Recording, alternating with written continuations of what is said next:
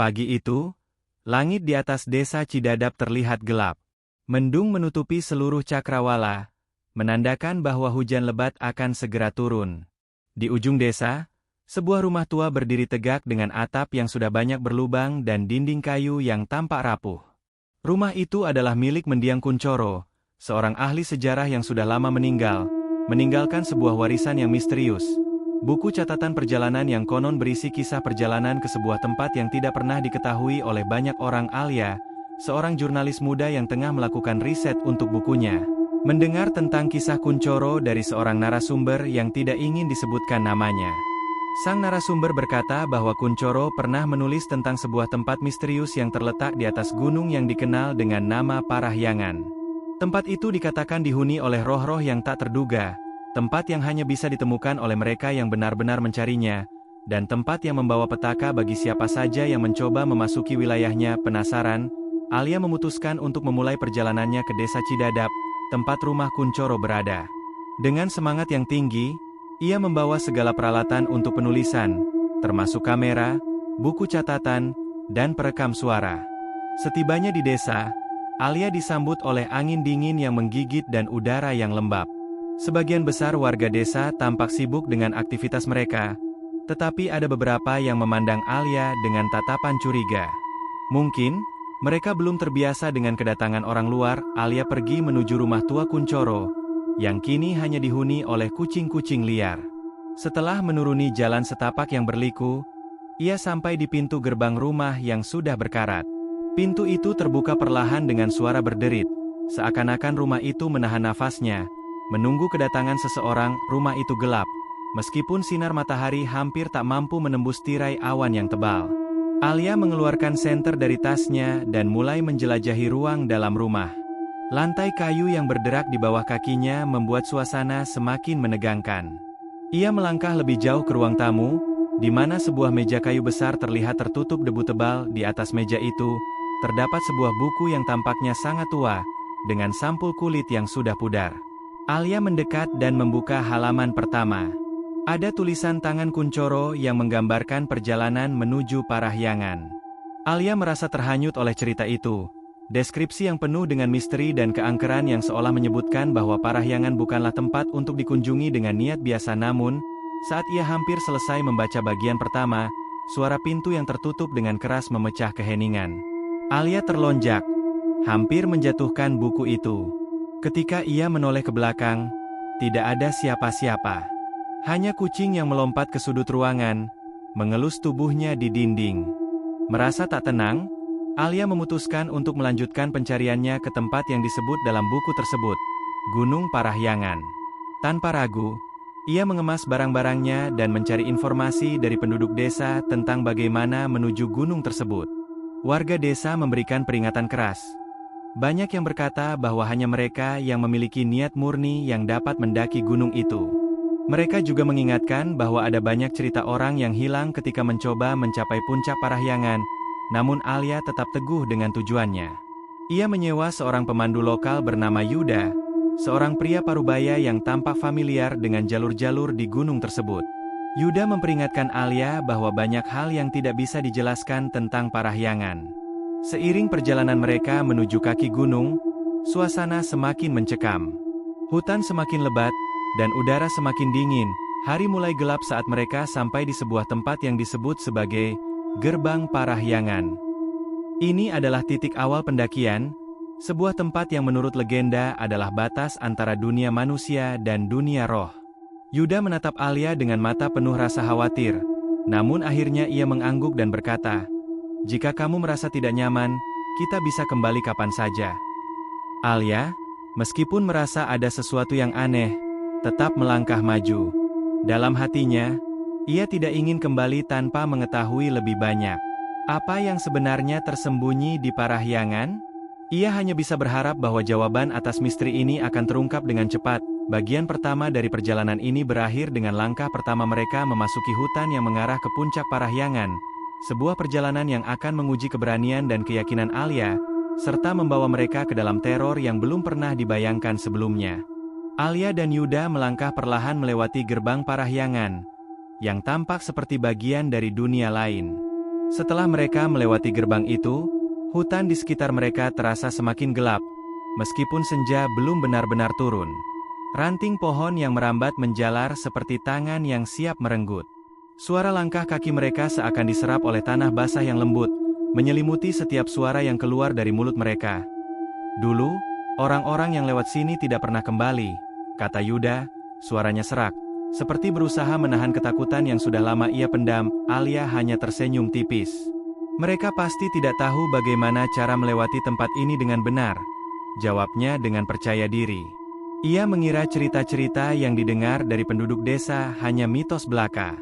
Namun, meskipun ia mencoba untuk meyakinkan dirinya sendiri, hatinya terasa berat. Mereka terus berjalan lebih dalam ke hutan, melintasi jalur yang semakin curam dan sempit. Kabut tipis mulai menyelimuti udara, menambah kesan suram di sekitar mereka. Alia menggenggam erat tas punggungnya, merasakan suhu yang semakin dingin. Yuda, yang berjalan di depannya, sepertinya tidak berbicara lagi. Hanya langkahnya yang terdengar berat, dengan napas yang semakin terengah-engah. Setelah beberapa jam berjalan, mereka tiba di sebuah tempat yang membuat Alia berhenti sejenak. Di depan mereka, ada sebuah batu besar dengan ukiran kuno yang tidak bisa ia pahami. Batu itu tampaknya sudah ada sejak zaman dulu, terbenam dalam tanah, seolah menjadi saksi bisu dari banyaknya peristiwa yang telah berlalu. Yuda menoleh ke Alia dan berkata, "Tempat ini adalah batas terakhir yang aman. Di sini kita harus berhati-hati." Alia menatap Yuda dengan rasa ingin tahu. "Kenapa? Apa yang terjadi di tempat ini?" Yuda menghela napas panjang. Ini adalah tempat yang disebut gerbang ketiga. Hanya mereka yang memiliki niat tulus yang bisa melewatinya. Namun, jika kamu tidak cukup berhati-hati, kamu akan terjebak dalam ilusi yang mengerikan. Alia mendengus pelan. Ilusi? Apakah itu hanya cerita rakyat? Namun, Yuda hanya diam, menatap batu besar itu dengan mata yang penuh ketakutan. Alia merasa sedikit bingung, tapi ia tidak membiarkan rasa takut menguasai dirinya. Ia melangkah maju dan mengamati batu itu lebih dekat. Ada ukiran halus yang mengelilingi batu tersebut, seperti gambar-gambar simbolik yang menggambarkan berbagai jenis makhluk. Beberapa tampak seperti manusia, beberapa lainnya seperti binatang buas, dan beberapa lainnya lagi seperti makhluk asing yang tak pernah ia lihat sebelumnya. Semuanya tampak saling terhubung dalam lingkaran yang besar. Alia mengeluarkan kamera dari tasnya dan mulai memotret batu itu. Tanpa disadari, ia merasakan hawa dingin yang tiba-tiba mencekam. Suara angin berhembus kencang, seolah-olah ada yang berbisik di telinganya. Mungkin angin, pikir Alia. Namun semakin lama, bisikan itu semakin jelas, semakin nyata, dan semakin dekat. Alia menoleh ke Yuda yang tampak semakin cemas. "Ada apa? Apa yang terjadi?" Yuda menggigil. "Alia, kita harus pergi sekarang." Tetapi sebelum mereka sempat melangkah, suara gemuruh menggelegar terdengar dari kejauhan. Tanah di bawah kaki mereka bergetar, dan kabut yang tadi hanya menyelimuti hutan, kini mulai menebal dengan cepat, membentuk pusaran yang semakin besar. Alia bisa merasakan ketegangan yang hampir tidak tertahankan, dan tubuhnya mulai terasa kaku. "Tunggu, apa itu?" Alia bertanya dengan suara bergetar. Yuda berbalik dan menarik tangan Alia.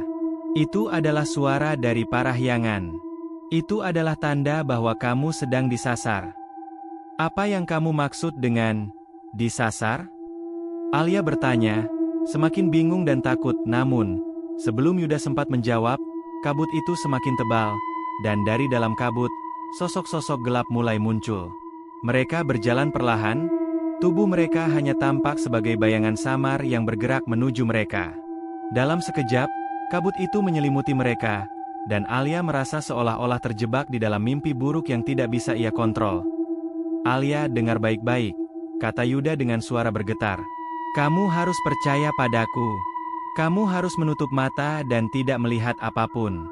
Apapun yang kamu lihat, jangan pernah menoleh." Alia merasa ada yang aneh dengan kata-kata Yuda, tetapi ia tahu bahwa dalam situasi seperti ini, mungkin hanya mengikuti petunjuknya adalah cara terbaik. Ia menutup matanya, namun rasa takut semakin mendalam. Ketika ia mendengar suara-suara aneh di sekitarnya, Ia merasa seperti sedang dikelilingi oleh ribuan makhluk yang tidak tampak. Beberapa saat kemudian, suasana menjadi hening. Tidak ada lagi suara gemuruh atau kabut yang mengelilingi mereka. Alia membuka matanya perlahan, dan ia terkejut melihat dirinya berada di tempat yang sangat berbeda dari sebelumnya. Mereka tidak lagi berada di hutan Parahyangan. Kini, mereka berada di sebuah ruang yang tampak seperti dunia yang tidak pernah ia kenal. Dinding-dindingnya terbuat dari batu hitam, dan langit di atas mereka terlihat merah, dengan angin yang terasa panas menyengat.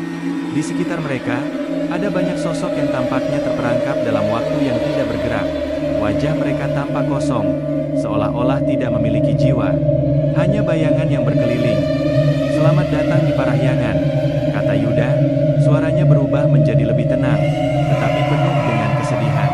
Tempat ini adalah penjara bagi mereka yang mencoba mencari tahu lebih banyak daripada yang seharusnya mereka ketahui. Alia merasa terjebak dalam sebuah dimensi yang aneh.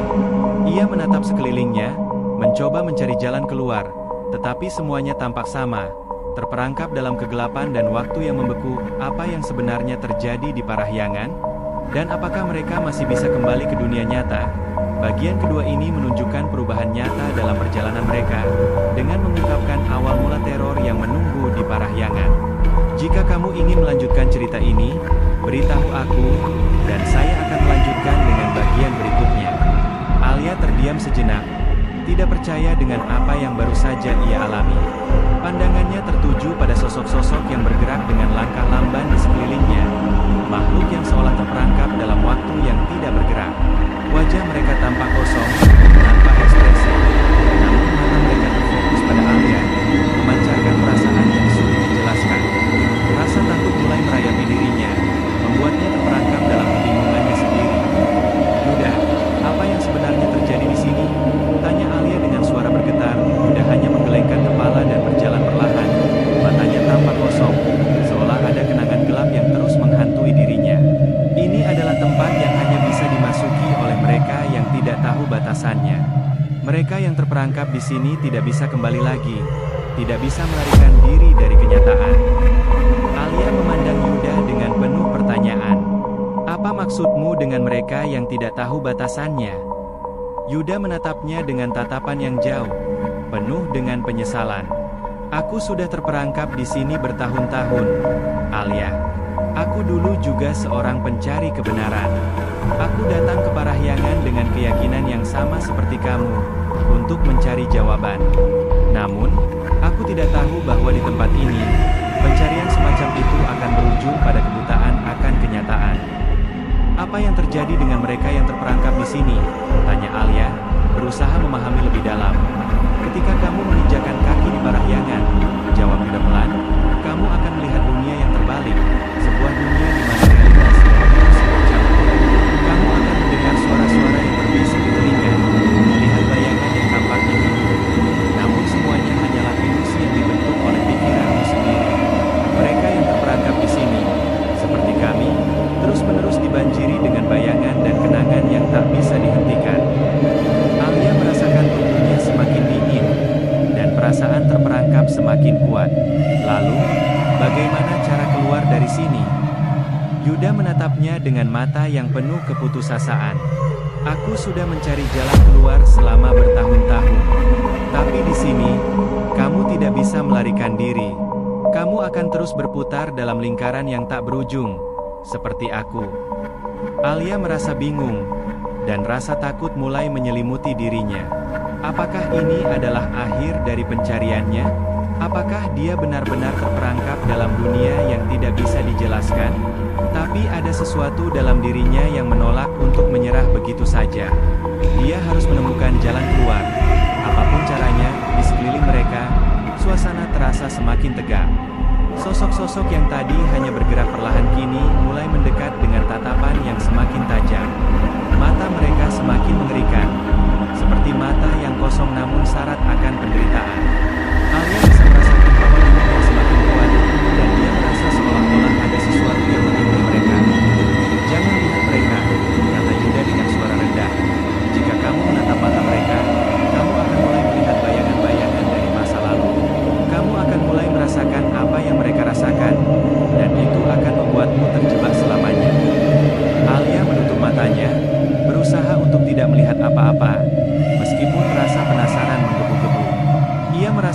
ingin tahu tentang apa yang sedang terjadi di sekelilingnya, tapi ia tahu bahwa jika ia mengikuti dorongan itu, ia bisa terperangkap dalam ilusi yang sama dengan Yuda. Tiba-tiba, sosok bayangan besar muncul di hadapan mereka.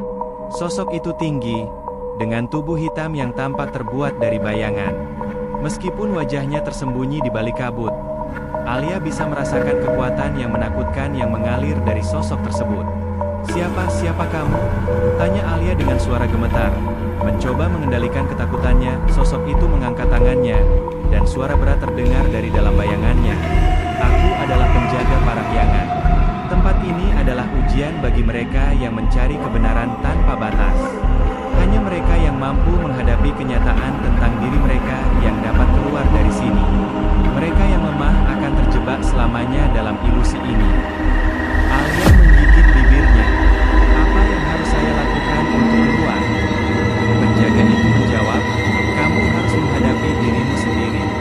Jangan lari dari ketakutanmu. Jangan lari dari kebenaran yang ada dalam hatimu." "Dan jika saya tidak bisa?" tanya Alia, suaranya penuh keraguan. "Jika kamu tidak bisa, kamu akan menjadi bagian dari dunia ini. Seperti mereka," jawab penjaga itu, menunjuk ke arah sosok-sosok yang bergerak perlahan di sekitar mereka. Alia menatap mereka dengan hati yang berdebar. Ada sesuatu yang sangat menakutkan tentang dunia ini, dan ia tahu bahwa ia harus segera menemukan jalan keluar sebelum ia benar-benar terperangkap. Dia memandang Yuda, yang tampaknya sudah menyerah pada keadaan. Namun, Alia tidak ingin menyerah. Dia ingat tujuan awalnya, untuk menemukan jawaban, untuk mengungkap misteri parahyangan. Tetapi apakah ia benar-benar siap untuk menghadapi kenyataan yang akan ia temui? "Yuda," panggil Alia, "kita harus pergi dari sini. Kita harus keluar." Yuda menatapnya dengan mata kosong. "Kamu tidak mengerti, Alia. Tidak ada jalan keluar. Kamu akan terperangkap seperti aku." Alia merasakan rasa takut yang menggerogoti dirinya. Namun ia memutuskan untuk tidak mendengarkan kata-kata Yuda. Ia harus menghadapi ketakutannya sendiri dan tidak membiarkan diri terjebak dalam dunia yang penuh ilusi ini. Dengan langkah yang penuh tekad, Alia mulai berjalan menuju arah yang tidak diketahui.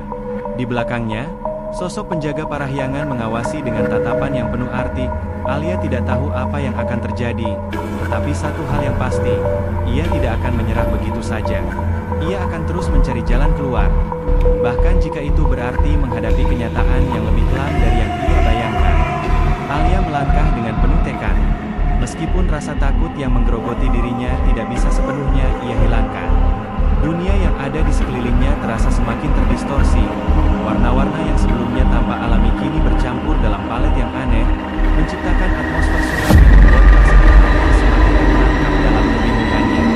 Setiap langkah yang diambilnya semakin dalam membawa dirinya ke dalam ilusi yang tak berujung. Ia berusaha untuk tidak menoleh ke belakang, berusaha untuk tidak mendengarkan suara-suara aneh yang semakin mendekat di sekelilingnya. Bayangan-bayangan bergerak seakan memiliki kesadaran sendiri. Beberapa dari mereka tampak familiar, wajah-wajah yang pernah ia kenal di dunia nyata, orang-orang yang telah meninggal, tetapi mereka tampak tidak hidup.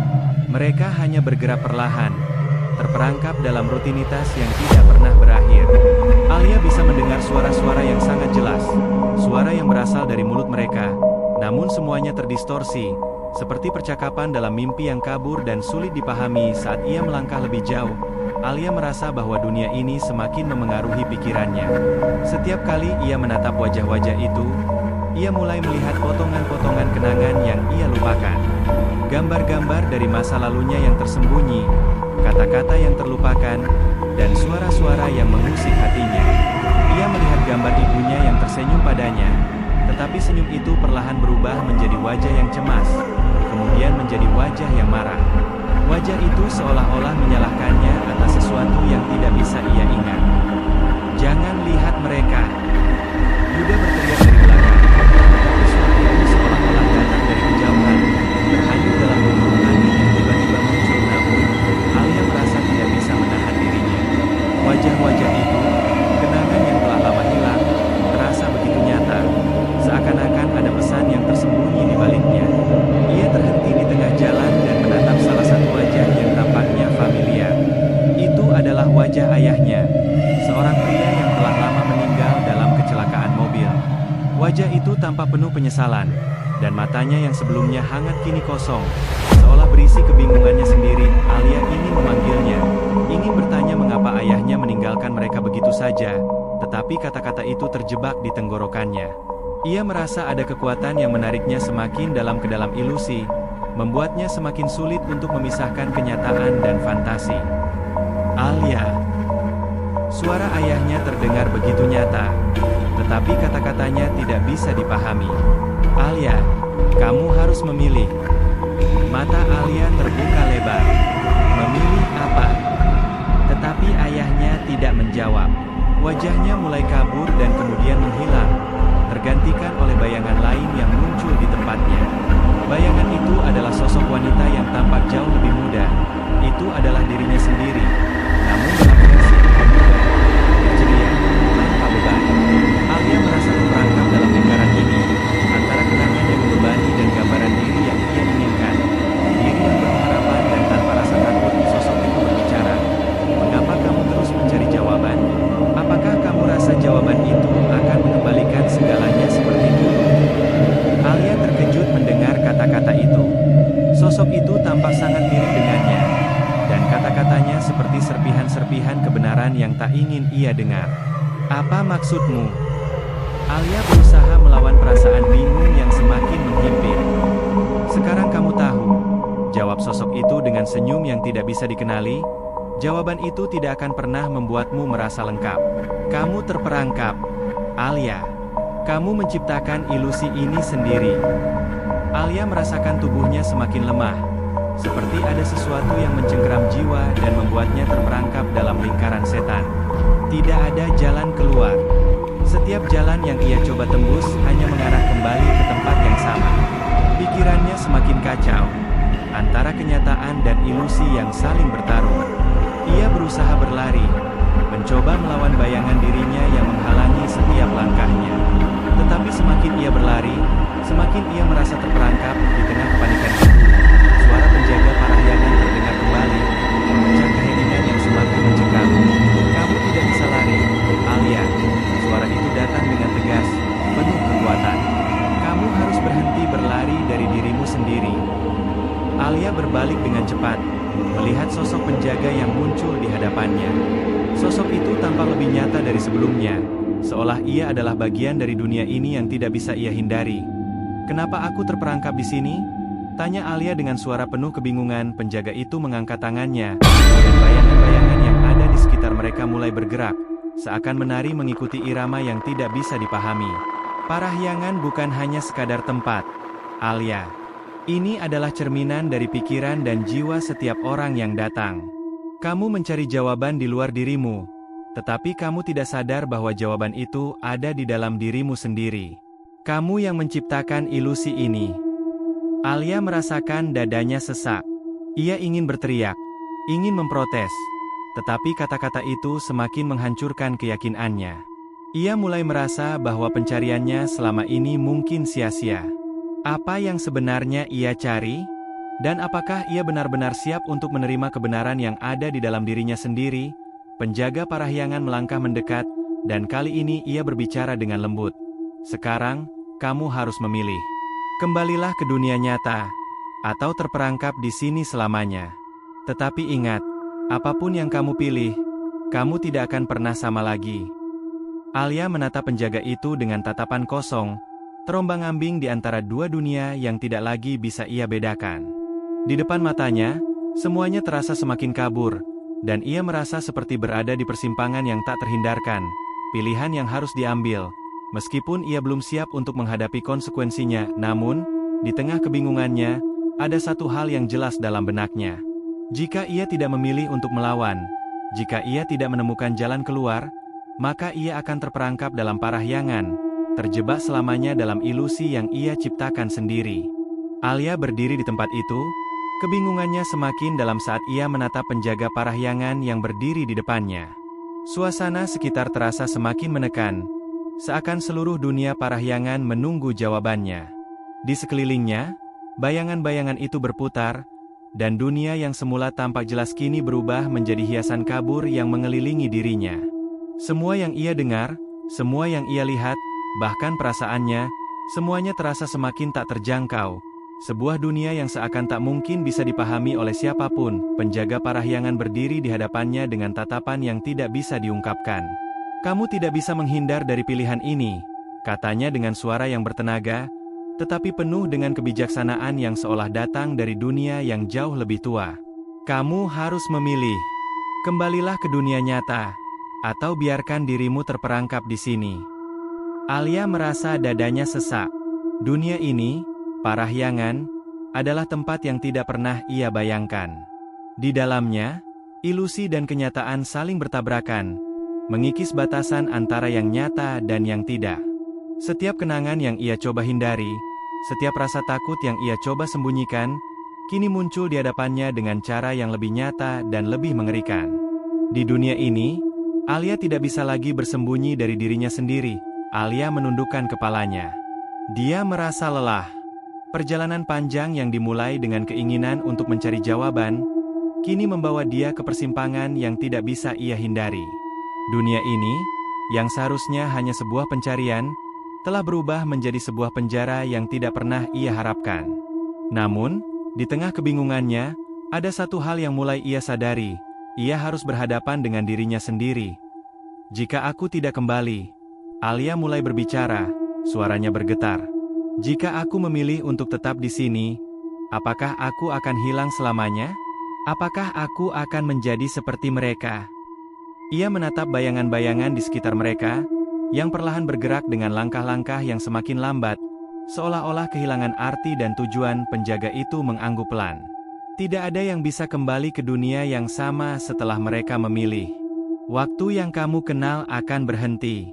Kamu akan terjebak dalam kenangan, dalam rasa sakit, dalam perasaan yang tak kunjung usai." Alia menggigit bibirnya, menahan air mata yang hampir tumpah. Pilihan ini terlalu besar untuk dipahami, terlalu berat untuk dijalani. Seharusnya ia hanya mencari jawaban, bukannya terperangkap dalam dunia yang lebih membingungkan ini. Tapi apakah jawaban itu benar-benar ada di luar dirinya? Atau akankah ia menemukannya jika akhirnya ia mampu menerima kebenaran tentang dirinya sendiri? "Aku takut." Alia berbisik, suaranya hampir tidak terdengar. "Aku takut tidak bisa kembali." Penjaga itu melangkah lebih dekat, tangannya terulur, seolah memberikan sebuah pilihan yang tak bisa ditarik kembali. "Kamu bisa kembali, jika kamu memilih untuk menerima dirimu sendiri.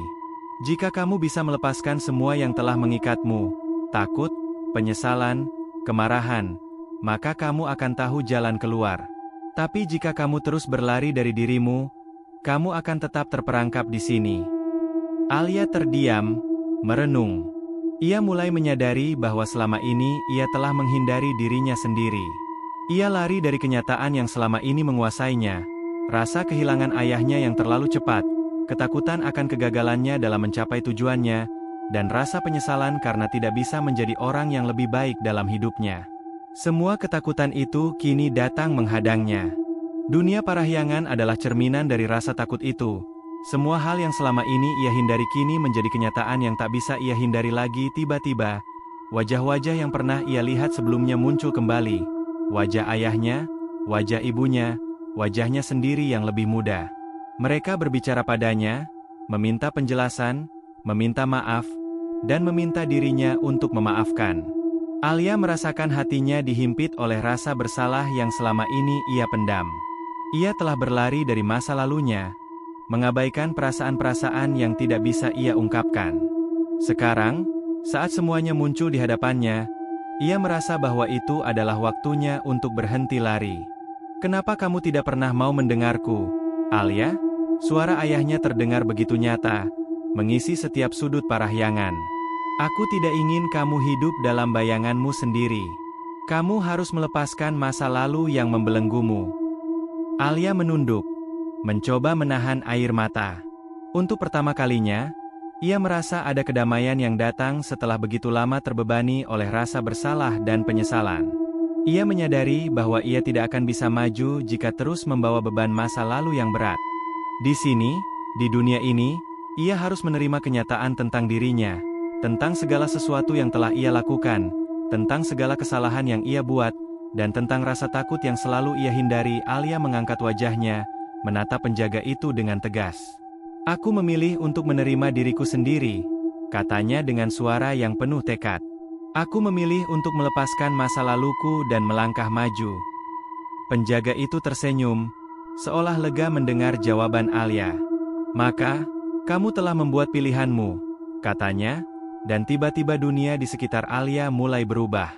Kabut yang sebelumnya menghalangi pandangannya mulai menghilang, dan suasana yang suram mulai digantikan oleh cahaya yang lembut dan hangat. Alia merasa tubuhnya ringan, seakan-akan ia kembali ke dunia yang nyata. Di hadapannya, dunia parahyangan mulai menghilang, digantikan oleh hutan hijau yang segar dan udara yang jernih. Suara burung berkicau terdengar di kejauhan, dan matahari terbit perlahan di balik pegunungan yang jauh. Alia menoleh, dan melihat Yuda yang berdiri di belakangnya. Wajahnya kini tampak lebih tenang, lebih damai. Yuda berjalan mendekat dan berkata, "Kamu berhasil, Alia. Kamu telah memilih jalan keluar. Dunia ini hanyalah sebuah cerminan dari dirimu. Kamu memilih untuk menghadapi dirimu sendiri." Alia tersenyum, air mata mulai mengalir. Tetapi kali ini bukan air mata kesedihan. Itu adalah air mata pembebasan. Air mata yang datang setelah ia menerima semua bagian dari dirinya yang selama ini ia hindari. "Terima kasih, Yuda," kata Alia dengan suara yang penuh syukur. "Terima kasih sudah membantuku melihat kebenaran." Yuda mengangguk, lalu berkata, "Sekarang, kita bisa kembali. Dunia nyata menunggu kita." Dengan langkah pasti, Alia melangkah keluar dari dunia parahyangan, meninggalkan ilusi yang membelenggunya. Di depan matanya, jalan pulang terbuka, jalan menuju kehidupan yang lebih sadar, lebih penuh, dan lebih nyata. Alia tahu bahwa perjalanan ini bukanlah akhir, melainkan awal dari babak baru dalam hidupnya. Sebuah perjalanan untuk terus memahami diri sendiri, untuk terus berani menghadapi ketakutan, dan untuk terus mencari kebenaran, tidak hanya di dunia luar, tetapi juga di dalam dirinya sendiri. Terima kasih banyak telah menonton video ini. Jika kalian menikmati konten ini, jangan lupa untuk memberikan like, komentar, dan subscribe supaya kalian nggak ketinggalan video selanjutnya. Setiap dukungan dari kalian sangat berarti dan membantu channel ini untuk terus berkembang. Terima kasih atas waktunya dan sampai jumpa di video berikutnya.